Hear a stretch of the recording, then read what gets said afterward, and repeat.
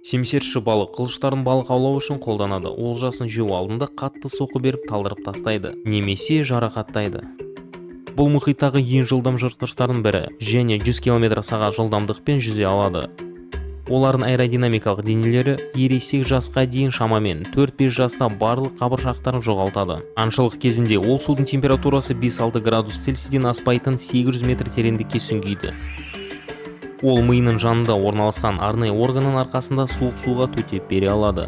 Бұл ерекше бұлшығы семсерші балыққа миы мен көзін жылытуға мүмкіндік береді.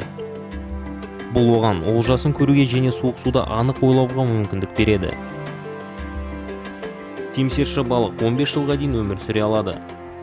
Және тіркелген ең үлкен үлгісі салмағы 650 келіге жуық және ұзындығы 4,5 метрге жуық болды. Бірақ басқа теңіз түрлерінен айырмашылығы олар жалғыз өмір салтын ұстанады.